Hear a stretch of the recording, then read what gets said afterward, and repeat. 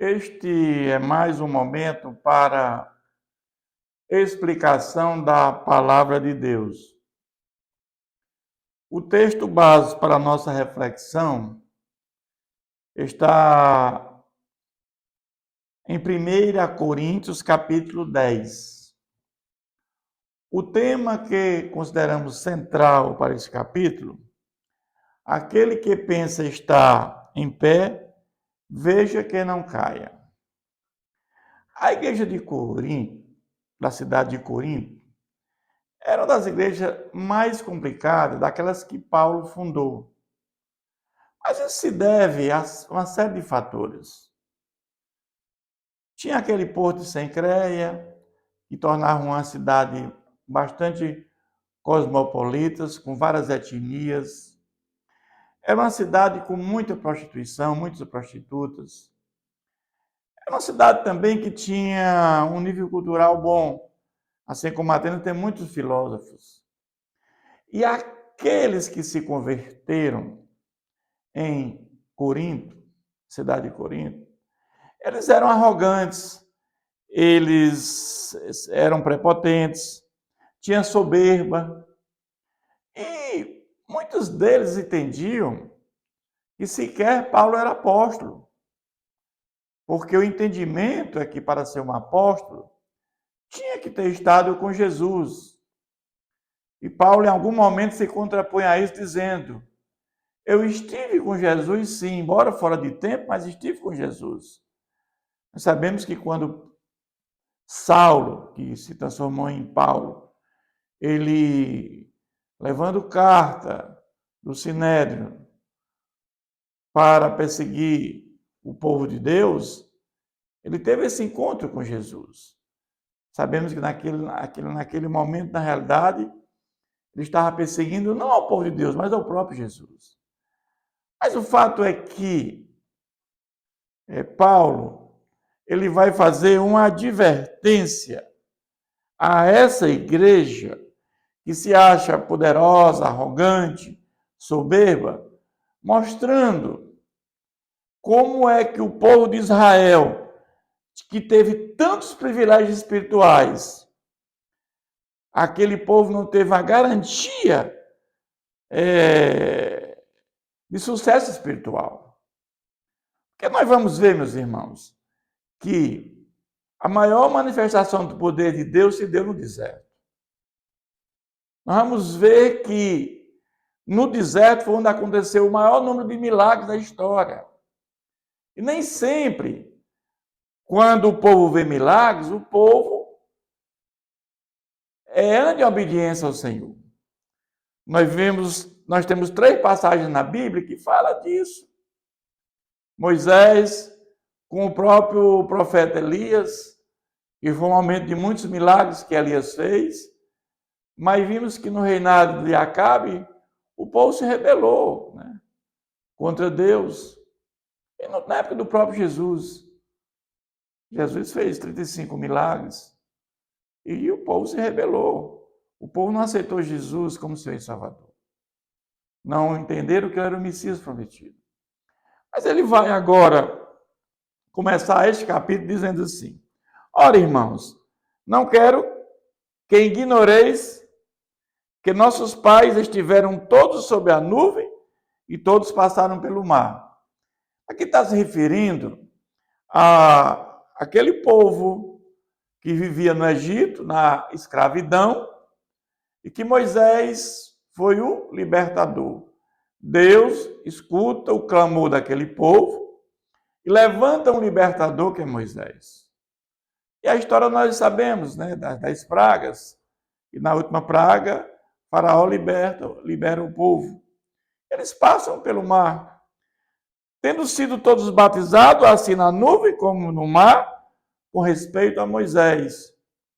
Ou seja, é o batismo que ele se refere aqui, que eles eram seguidores de Moisés. Todos eles comeram de um só manjar espiritual, beberam da mesma fonte espiritual, porque bebiam de uma pedra espiritual que seguia, e a pedra era Cristo. Então nós vamos ver o poder de Deus sendo manifestado. Deus abre o mar vermelho, eles agora come o maná que cai do céu. Agora eles bebem água da rocha. Esse povo ele presenciou milagres maravilhosos. Mas vamos ver que esse povo não tiveram sucesso espiritual. Porque eles foram para o lado da idolatria. Entretanto, Deus não se agradou da maioria deles. Razão, porque ficaram prostrados no deserto. A história mostra que entraram, naquela época, lá no Egito, 75 pessoas, que é a família de Jacó. Mas saíram quase 2 milhões de pessoas. E nós vamos ver que, quando fizeram o censo, 603.550 pessoas, homens maior que 20 anos, esses, com exceção de 2, ficaram no deserto, prostrados no deserto. O deserto, todos morreram. Só escaparam 2, Josué e Caleb. Nós vamos ver que era por desobediência a Deus, por murmuração. Deus tinha feito muito por esse povo. Deus tinha libertado ele da escravidão, da escravidão lá do Egito. Como Jesus nos libertou da escravidão dos nossos pecados na cruz do Calvário. Mas ele fala o seguinte, que ora, essas coisas se tornaram exemplos para nós, a fim de que não cobicemos as coisas más, como eles cobiçaram. Paulo aqui, ele está levantando essas questões para dizer àquele povo, aquela igreja de Corinto, que eles são arrogantes, eles têm soberba, mas eles são pessoas que têm dons espirituais, mas esse privilégio espiritual que eles têm não é suficiente para a garantia do sucesso espiritual. Então, esse exemplo que ele vai aqui citar, é como uma advertência para aquela igreja. Porque era uma igreja problemática. Ele vai dizer, não vos façais, pois, idólatras, como alguns daqueles, por quanto está escrito. O povo assentou-se para comer e beber e levantou-se para divertir-se. Enquanto Moisés subiu ao monte para receber de Deus as tábuas da lei, quando Moisés desce do monte, tinham feito um bezerro de ouro para adorar esse bezerro de ouro. E ali nós vamos ver que muitos morreram já por conta disso. E não pratiquemos imoralidade, como alguns deles o fizeram, e caíram num só dia 23.000. Mas vamos lembrar que quando eles vão em direção à terra de Canaã, aquela terra que Deus já tinha prometido, que emana leite e mel, quando eles passam ali por Moabe, e Moabe, eles tinham lá o rei de Moabe, né, Baraque, e ele vai até Balaão para amaldiçoar o povo. E nós vamos ver que Deus fala diretamente com Balaão. E ele não amaldiçoa o povo. Mas eles fazem uma composição de tal sorte que aqueles homens, eles entram, eles coabitam com moabitas. Eles começam a adorar a Deus dos moabitas.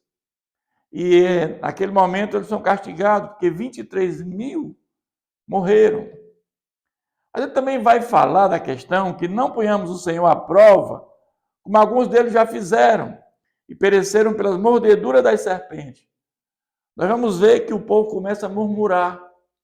O povo começa a dizer, era muito melhor lá onde nós vivíamos, no Egito, porque lá tinha comida boa. Mas Deus proveu maná, codornizes, água da rocha. Vimos que aquela vestimenta, os calçados, não precisavam ser lavados. Então, Deus providenciou tudo, eles estavam murmurando. E Deus mandou serpentes abrasadoras para picar o povo. E naquele momento eles se correm até Moisés e pedem que Moisés interceda junto a Deus. E Moisés intercede junto a Deus e Deus manda que Moisés levante aquela serpente de bronze. E quem olhar para aquela serpente será curado. Ele já representava Jesus na cruz. Então vamos ver que tudo isso era aqui que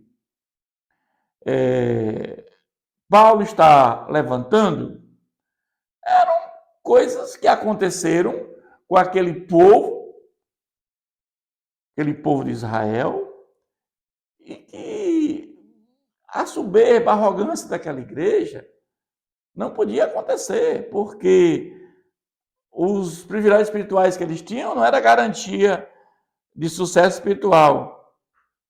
E ele vai agora dizer, estas coisas lhe sobrevieram como exemplos e foram escritas para advertência nossa, de nós outros, sobre que os fins dos séculos têm chegado. Então, ele está advertindo o povo com relação a tudo isso que já aconteceu. Ele vai agora dizer, aquele, pois, que pensa estar em pé, veja que não cai. Aquele que pensa.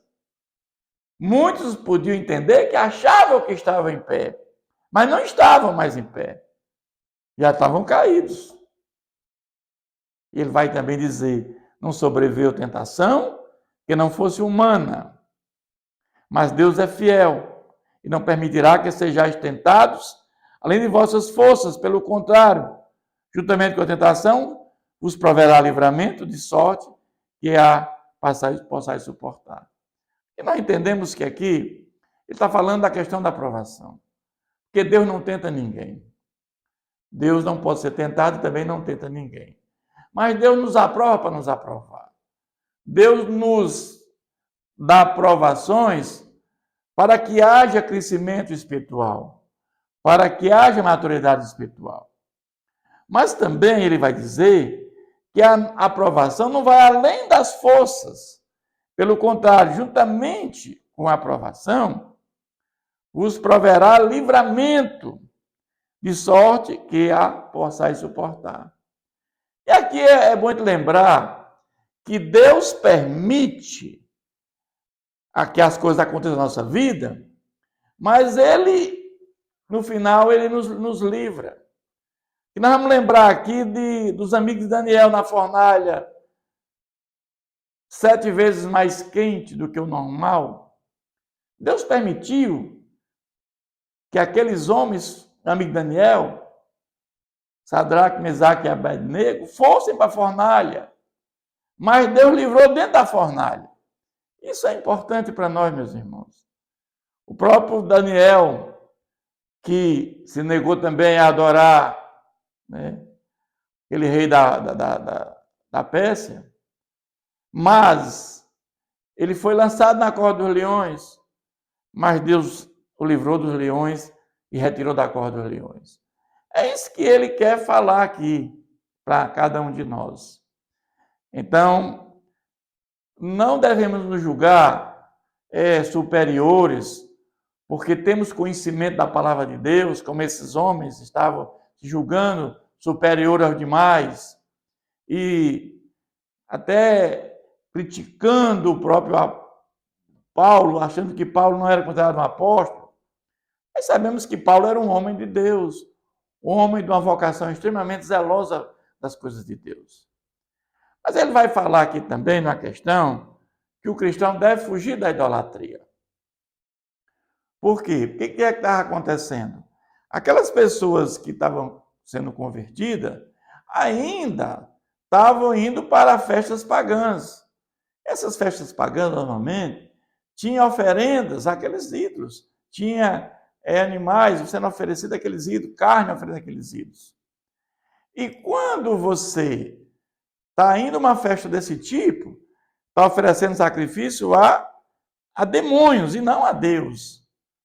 Porque, diferentemente da Páscoa, da ceia do Senhor, quando nós bebemos do cálice e comemos do pão, Simbolicamente, nós comemos da carne e bebemos o cálice, representando o sangue do Senhor e a carne de Cristo, quando nós cremos no sacrifício dele na cruz do Calvário. Pela fé, quando nós entendemos o que Cristo fez na cruz em nosso favor, simbolicamente nós estamos bebendo do sangue e comendo da carne de Cristo. Diferentemente do que estava acontecendo aqui, que Paulo já tinha explicado. Ele vai dizer, porventura o cálice da bênção que abençoamos não é a comunhão do sangue de Cristo? Ele está perguntando. O pão que partimos não é a comunhão do corpo de Cristo? Porque nós, embora muitos somos unicamente um pão e um só corpo, porque todos nós participamos do único pão. Então, Cristo é a cabeça, nós somos o corpo. Nós temos uma unidade. A igreja de Cristo é uma unidade. É como nós fôssemos o corpo de Cristo. Se um braço estiver fora do corpo, não tem mais sentido. Então, nós somos membros do corpo de Cristo. Considerar Israel segundo a carne, não é certo que aqueles que se alimentam do sacrifício são participantes do altar.